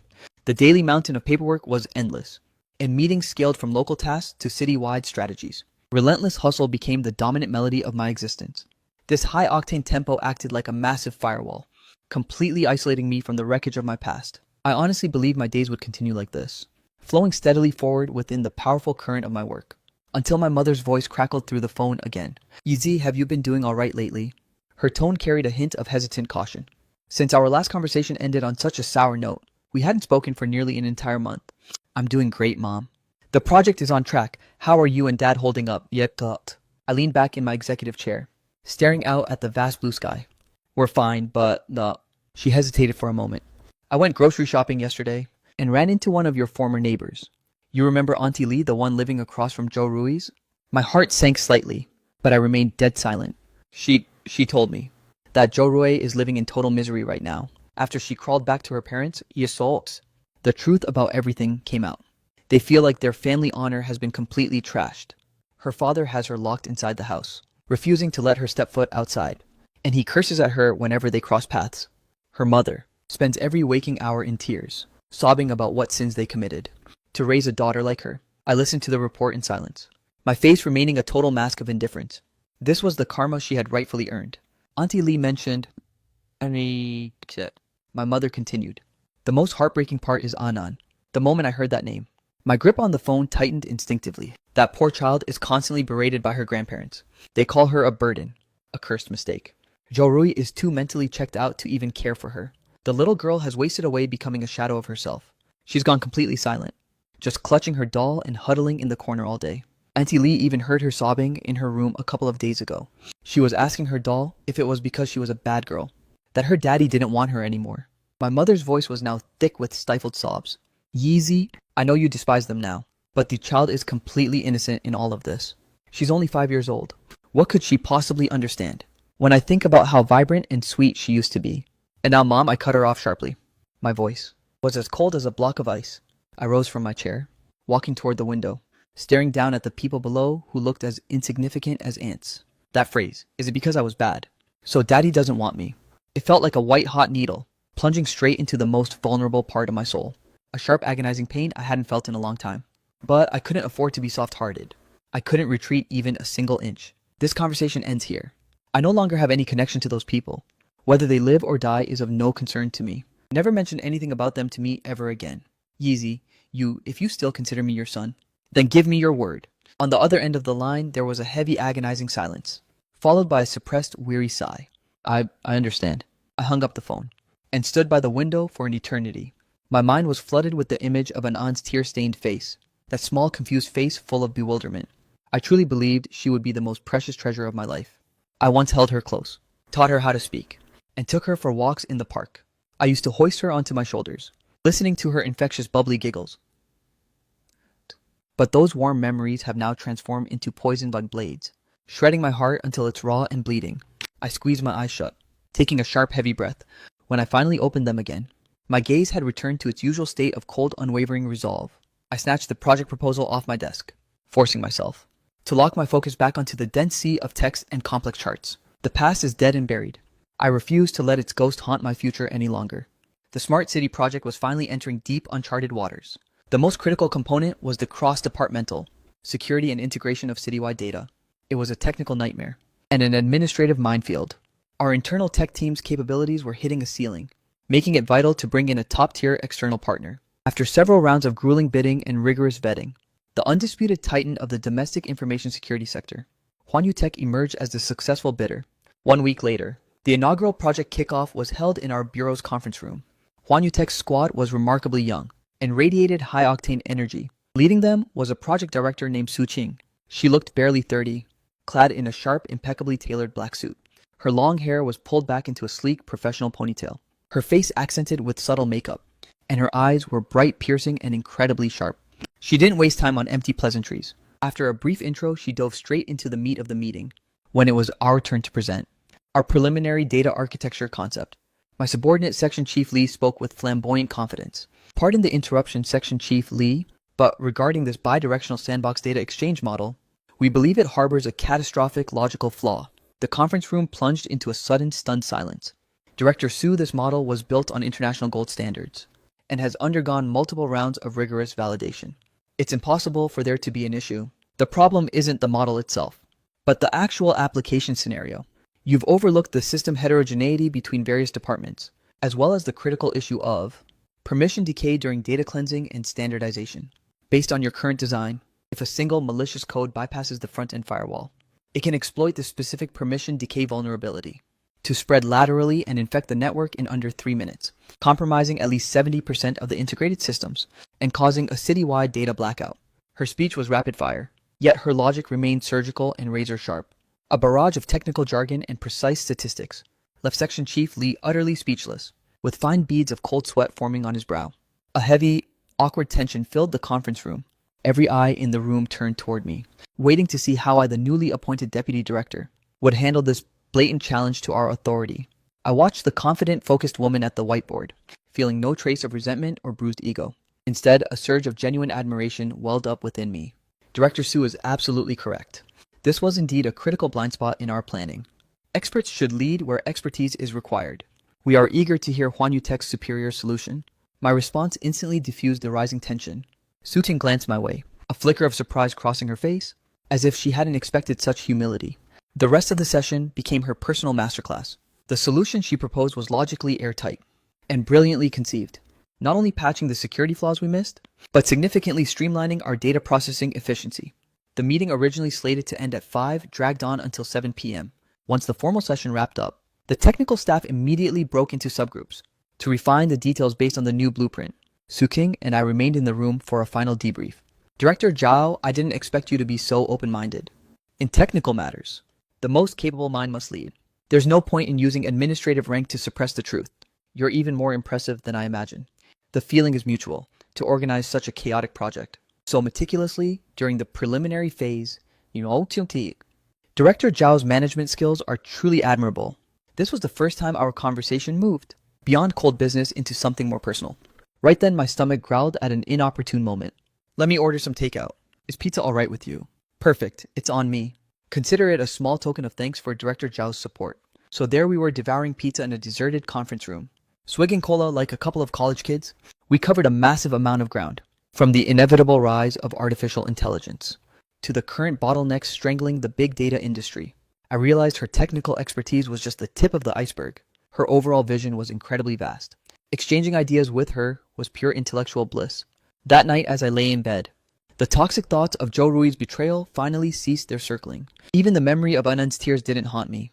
Instead, my mind was occupied by a vibrant new presence, and our heated debate over algorithmic ethics. It hit me right then. A fresh light had quietly begun to pierce through my world. The partnership with Huan Yutek was smoother than I ever dared hope. Su King's elite squad displayed a level of professionalism and grit that was simply staggering under her relentless leadership. The most grueling technical hurdles were demolished one by one. Our interactions naturally became more frequent.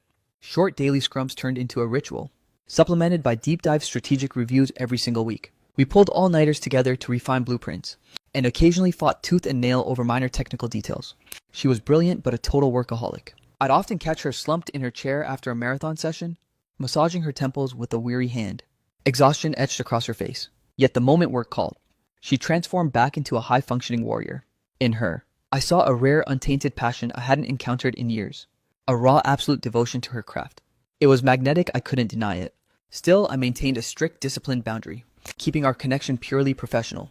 The wreckage of my failed marriage remained a jagged scar, a constant silent warning to never hand out my trust so easily again, especially not to a woman. One afternoon, right after lunch, my old friend Old Wang gave me a ring. He sounded absolutely buzzing, his tone laced with a hint of malicious delight. Yeezy, take a wild guess. You won't believe what juicy intel I just stumbled upon. Cut the suspense, Wang. It's about that piece of trash Sun Peng, a buddy of mine from back home.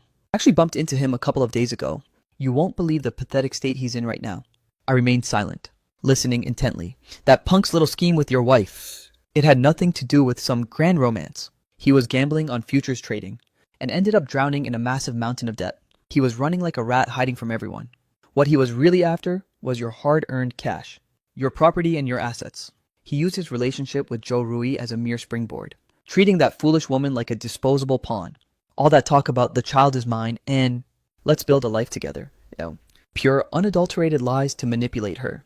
His goal was to keep her loyal and obsessed, just so she'd help him lock you behind bars. Hearing this, I didn't feel any major shockwaves in my heart. I had already pieced together most of this sordid reality. After he packed his bags and fled from your life, didn't he scurry back home to hide out? Oh, well, he couldn't stay hidden for long before the debt collectors found him. Those guys aren't exactly known for their mercy. They broke his leg as a warning and held him captive in a seedy, rundown motel, demanding his family pay a massive ransom for his release. A family like his, they couldn't scrape that kind of money together. His parents begged the creditors, time and time again, nearly kneeling in the dirt, but it was all for nothing. But here's the kicker, the most cinematic part. Do you know how he finally managed to slither away? He took his own biological sister, a young girl who just started college, and basically sold her off to the head of those creditors to serve as a companion. He traded his sister's entire future just to buy his own freedom. My breathing hitched for a split second. Even a tiger doesn't devour its own cubs.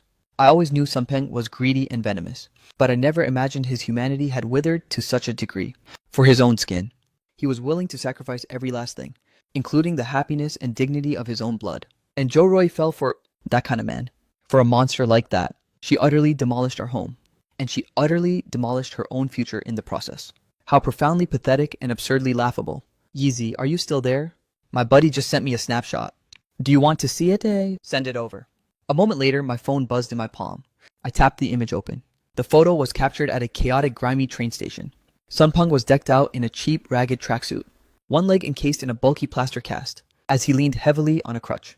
His face was a mosaic of nasty bruises, his eyes filled with sheer terror and hollow numbness. He was wedged between a crowd of migrant laborers, shuffling toward a decrepit, low-budget train headed south. The man who once sat in my home charming and suave, that cousin who once paraded around in tailored suits, was now reduced to a pathetic stray mutt. No, even a dog has more dignity than him. I moved the dinner venue to a spot near the office, an inconspicuous high-end private eatery. I didn't invite the upper management, only the core members of both task forces. Director Zhao, are you trying to save our budget with this choice? Shouts. It's not about the money. Fancy hotels offer nothing but hollow prestige. This place offers genuine connection and flavor.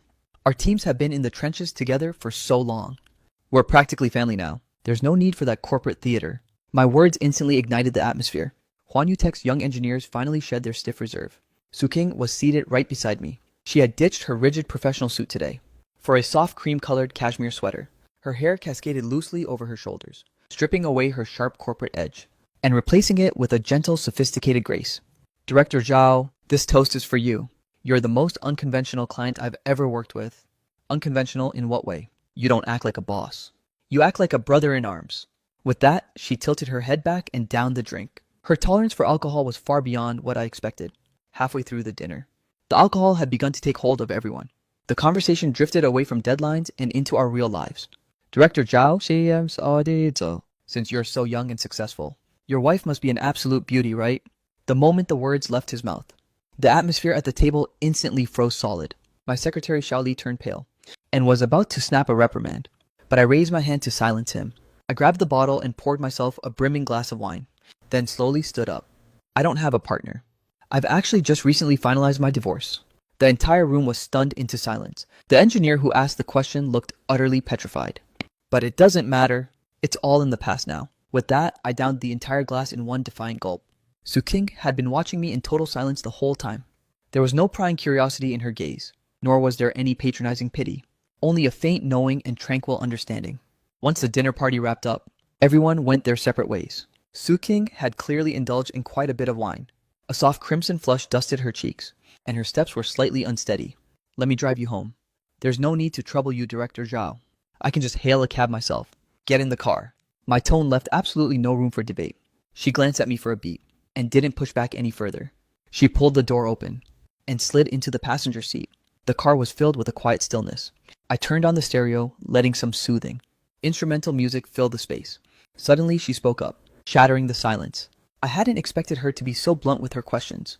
My grip on the steering wheel tightened instinctively. Nothing special, just a basic personality clash. I gave her the most perfunctory excuse I could muster. She turned her head, staring at the neon lights of the nightscape, and didn't press me for more. My own parents split up while I was in college. My father ran off with his secretary. My mother fought it for the longest time, but eventually she just lost all hope. She ended up moving far away. She spoke as if reciting someone else's biography, her tone as mundane as if discussing the weather. Since that day, I've understood one fundamental truth. And what truth is that? Mountains can crumble and people can vanish. Lean on others and they'll only run away. Ultimately, you are the only one you can truly rely on. That's why I bury myself in my work. I need to become powerful enough, so formidable that I never have to depend on anyone ever again. My life finally seemed to be gravitating toward a fresh, radiant new horizon. I was almost beginning to believe that those wretched memories had truly faded into the distance, until that fateful Saturday afternoon. I had gone to my parents' place for dinner. After the meal, my mother mysteriously pulled me aside, insisting on thrusting a photograph into my hands. She claimed it was the daughter of an old comrade, a civil servant as well, and she begged me to go meet her. I rejected the offer with a bittersweet forced laugh. Leaving my parents' house, it was still quite early. Unwilling to return immediately to that hollow, empty apartment, I drove to the city's largest flagship bookstore. I wanted to pick up some volumes on urban planning and governance.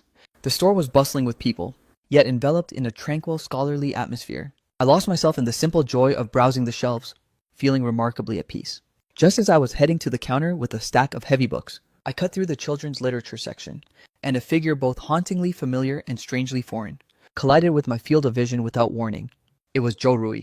She was crouching in front of a bookshelf, seemingly searching for something. She was gaunt, frighteningly so. She looked like a mere shadow of her former self. Her once meticulously styled hair was now haphazardly tied back, revealing a face that was pale and utterly drained.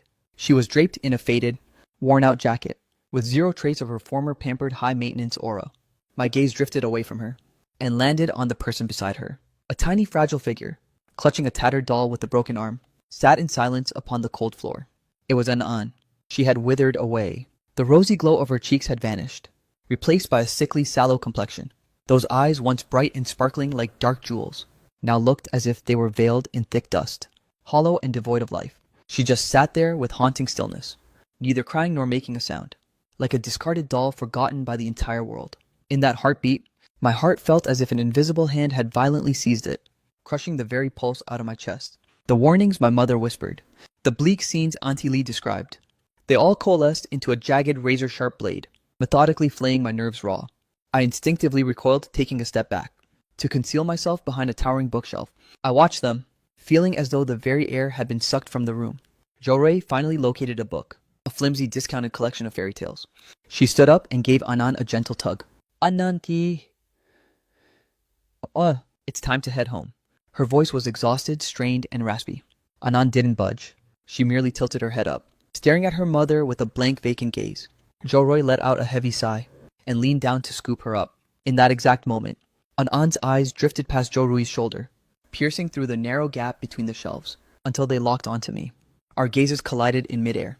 For that fleeting second, the entire world seemed to grind to a halt. First came a wave of blankness in her eyes, followed by a flicker of pure confusion, and then a fragile, cautious shimmer of faint hope laced with a terrifying trace of fear. Her tiny lips trembled slightly, yet no sound escaped them. This was the child who once lunged into my arms with joy, screaming "Daddy" at the top of her lungs. Now she only stared at me from a distance, paralyzed by a timid, soul-crushing hesitation, as if trying to verify if I were merely a haunting specter.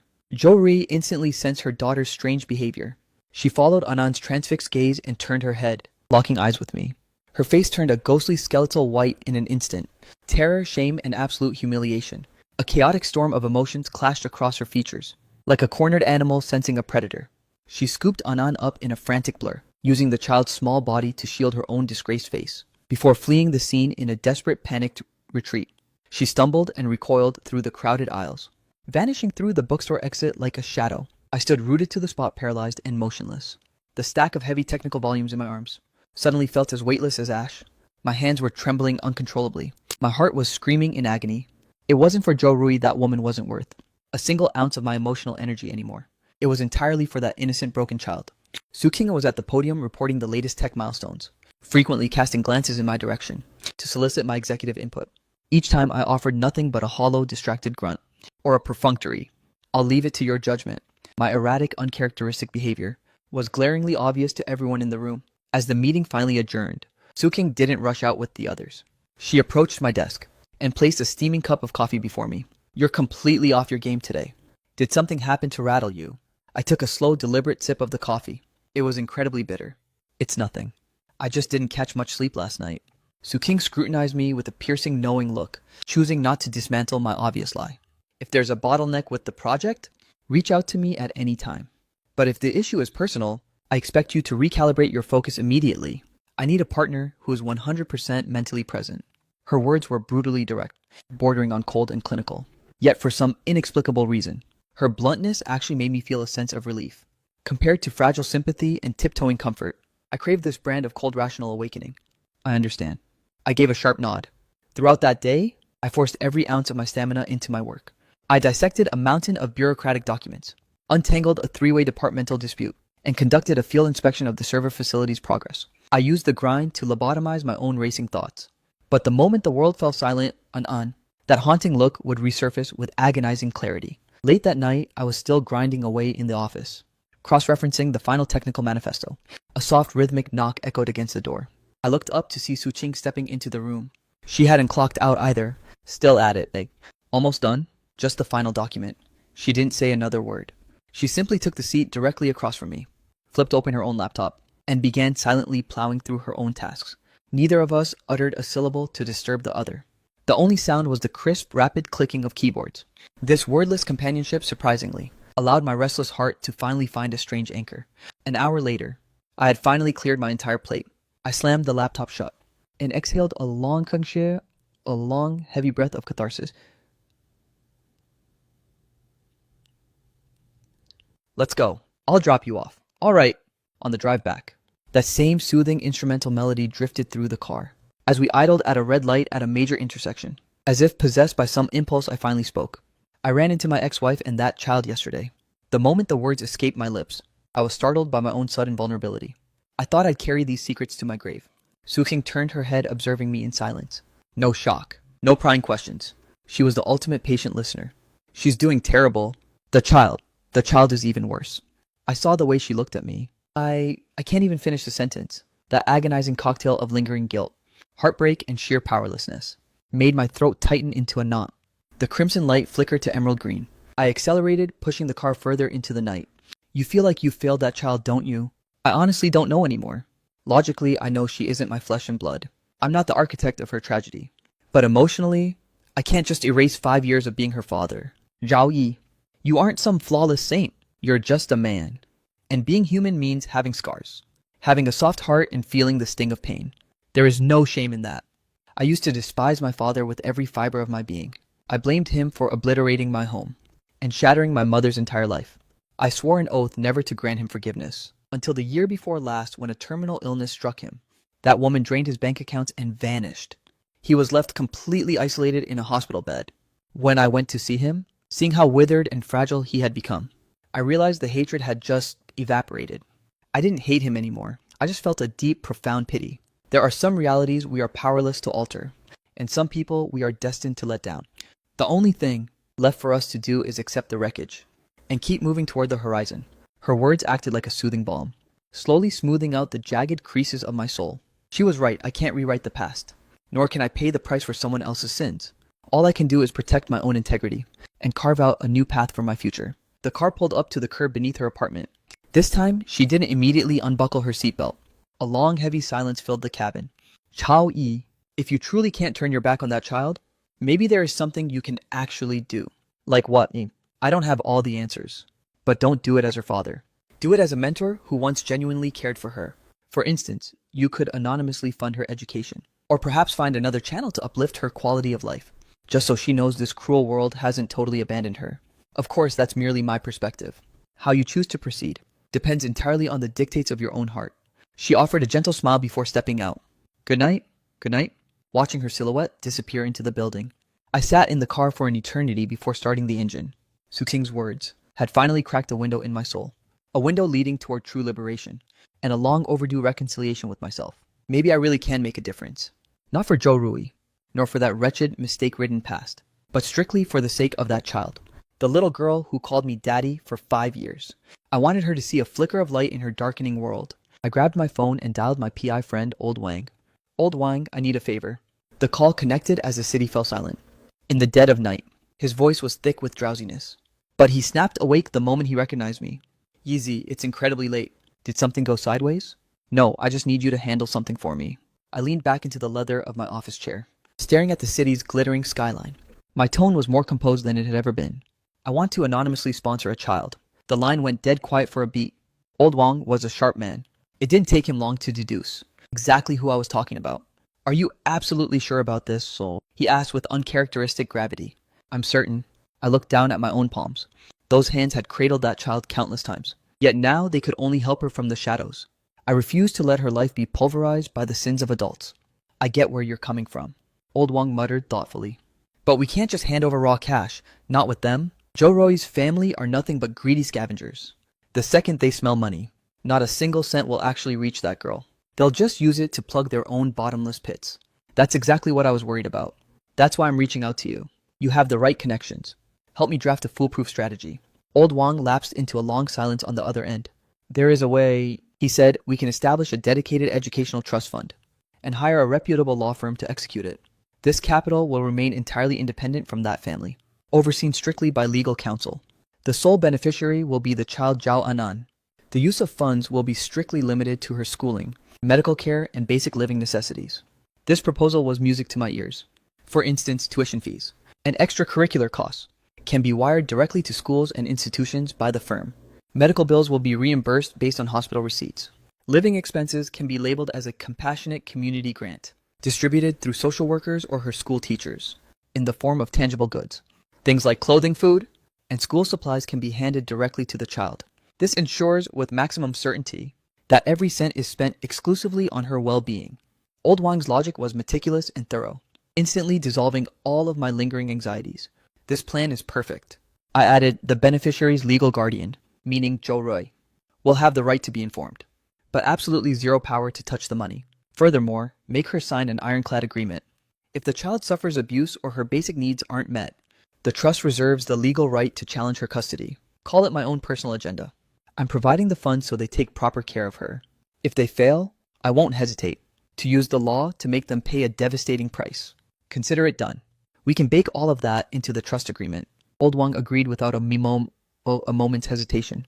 As for the donor's identity, we'll use a shell name like the Starlight Charity Foundation. I guarantee no one will ever trace it back to you. Good, let's make it happen. Get the lawyers on the line. The sooner the better. As for the initial capital, I'll start by wiring you 5 million. Old Wang was clearly staggered by the figure on the other end. Easy, isn't that a bit overkill? Raising a kid doesn't cost nearly that much. It's not too much. I stared out the window, my gaze tranquil and distant. I originally intended for this money to be her dowry. Now consider it an early gift for her future. This is officially the last thing I can ever do for her. After hanging up the phone, it felt as if a colossal boulder had finally been lifted from my chest. I can no longer love her as her father, but I can at least use my power to hold an umbrella over her head, ensuring she won't be so utterly defenseless against the coming storms. This is a form of liberation, and a long-awaited peace offering, a final reconciliation with my own soul. I opened my phone and found Suqing's chat window, typing out 2 simple words. Thank you. Her response flashed across the screen almost instantly. Just 2 words as well. Good night. Staring at those simple characters, a faint, involuntary smile tugged at the corners of my lips. I knew then that the frozen lake in my heart was finally thawing, and even the night sky outside seemed to have softened its edge. With the matter of Anan resolved, an incredible sense of lightness washed over me. Even the complexities of my work became easier to navigate. The synergy between Suqing and me grew more seamless, our bond advancing steadily alongside the project's milestones. We started spending our weekends hiking together, watching the clouds drift lazily across the mountain peaks, while discussing our individual visions for the future. She aspired to dominate the field of artificial intelligence, creating innovations that would genuinely reshape the world. As for me, I wanted to take the city under my wing and transform it into a stronghold that was safer, more efficient, and a place that truly felt like a compassionate home. On rainy afternoons, we would often retreat to a secluded, quiet cafe, each lost in our own respective books. Occasionally, we'd look up and share a knowing smile, understanding the profound peace in each other's eyes without a word. I realized that when I was by her side, there was no need for masks, nor any desperate need to please. We were simply 2 fascinating souls, drawn together by mutual attraction and unwavering respect. Today marked the triumphant conclusion of the project's first phase. To celebrate this massive win and blow off some steam, Suqing suggested our combined teams head to the suburbs for a retreat. I readily agreed to the idea. We picked a picturesque resort nestled between lush mountains and crystal streams. By day, everyone dove into high-energy team-building games, launching into epic water fights, where all professional hierarchies dissolved into chaotic fun. Even I, the usually stern and stoic deputy director, was transformed into a literal drowned rat by the engineers' water guns. I didn't feel a shred of annoyance. Instead, I laughed and played along with them completely in the zone. Suqing stood just a few yards away, witnessing my absolute state of disarray, her eyes curving into beautiful sparkling crescents as she laughed. She looked as radiant as a new moon. That evening, we fired up a massive buffet barbecue. Everyone huddled around the bonfire cracking open beers and belting out songs at the top of their lungs. The vibe was electric and vibrantly upbeat, sitting by the crackling flames. I scanned the circle of young, spirited, and glowing faces, feeling a long-lost warmth finally bloom in my chest. I realized that life isn't just about cold betrayals and schemes. Pure, unadulterated joy still exists. Suqing sauntered over with 2 beers and sat beside me, offering one with a casual flick of her wrist. You seem like a completely different person today, don't you? Yeah, well, you've smiled more today than in the last 3 months combined. Her eyes shimmered with an extra intensity under the dancing firelight. That's because I feel like I've finally unlocked a new way to live. We fell back into a comfortable silence, simply sipping our drinks in the cool night air, staring into the heart of the bonfire, while the distant echoes of singing drifted over us. After an indeterminate amount of time, my phone began to vibrate in my pocket. It was a call from my mother. I stepped into a secluded, quiet corner to pick up. Yizi, hope I'm not interrupting anything? Not at all, Mom. What's up? Yes, I just wanted to give you a quick update. Things over at Joe Rui's place seem to have taken a turn. Auntie Lee told me that. Someone claiming to be a lawyer tracked down Joe Rui recently. Apparently some Starlight Foundation has stepped in to sponsor Anan. They've already enrolled her in the city's top-tier bilingual kindergarten, and they've even hired a specialized child psychologist to provide her with weekly counseling sessions. I listened in total silence. At first, her parents were convinced it was a scam, thinking someone was trying to shake them down for cash. But when they realized the foundation was covering every single expense, they were absolutely over the moon. Now, their treatment of Anan has done a complete 180. They're treating her like a precious treasure now, terrified that their little golden goose might fly away. The poor girl is actually starting to brighten up, her teachers mentioned. She's finally making new friends at school, and even volunteered to perform on stage recently. My mother let out a long, relieved sigh on the other end. I have no idea which saint is behind this miracle, but as long as the child is safe, that's all that matters. My heart can finally find some peace. That's good to hear. My voice remained perfectly calm.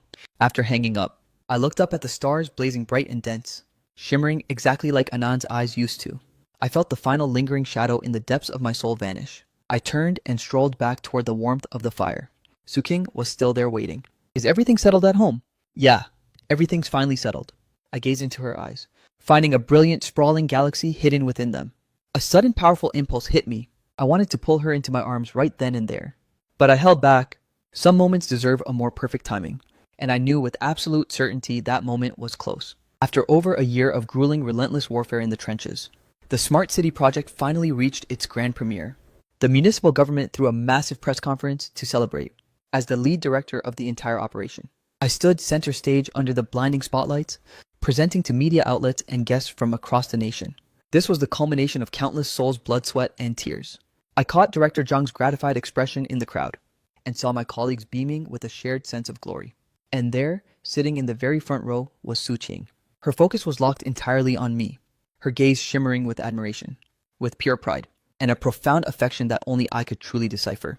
The launch was a resounding, flawless success. At the victory banquet that evening, the praise for my leadership was overwhelming, and he made a public vow that I would lead the charge on the next major urban expansion. I became the absolute center of gravity in the room. Applause, praise, and congratulations surged toward me like a tidal wave. I acknowledged each one with a polite smile, yet my heart remained remarkably still. I deserved this success. It was the empire I built with my own 2 hands. After crawling through the fires of hellish betrayal, as the banquet wound down, I politely declined every offer for an after-party, and walked out of the hotel with Su Qing. The night breeze was crisp, clearing the lingering fog of the wine. We didn't call for the car. Instead, we strolled side by side down the tree-lined boulevard. Congratulations, Atito. Director Zhao. No.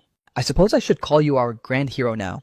Congratulations to you too. CEO Su. This project wouldn't exist without your elite squad. The final payment of the contract will clear by tomorrow.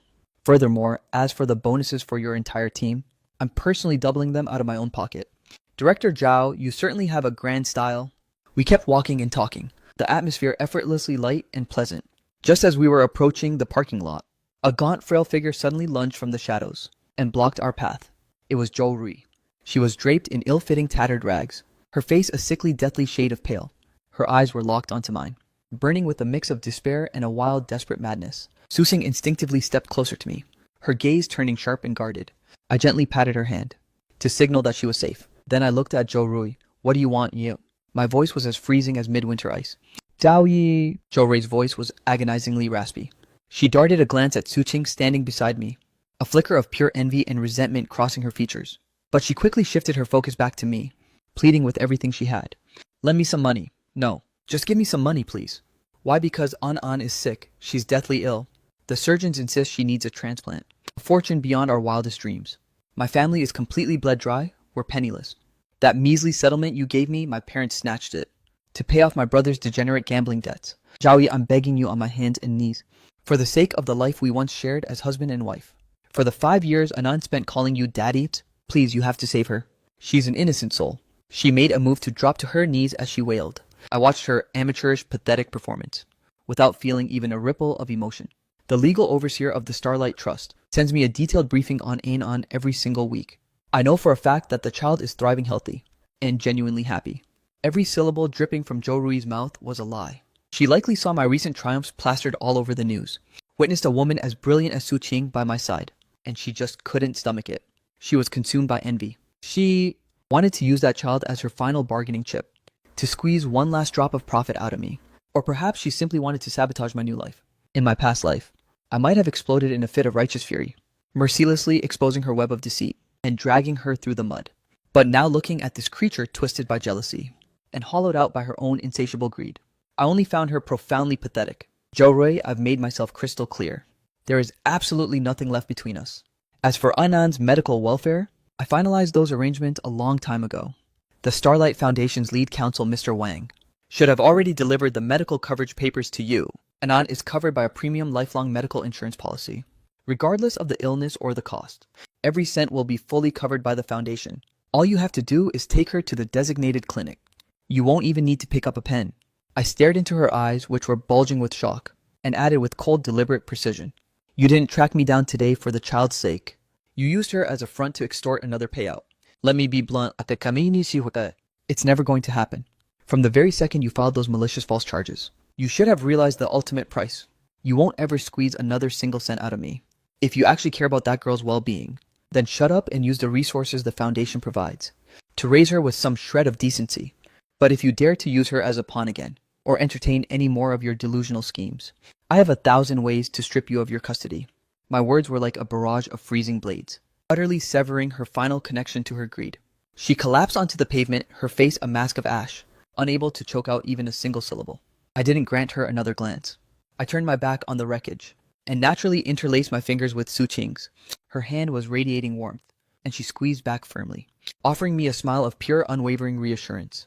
Let's go home, okay? Hand in hand, we walked beneath the city's dazzling neon, heading toward our car, and toward the brand new future we would build together. Behind me, the woman who once demolished my entire world had finally been swept away into the dust of history.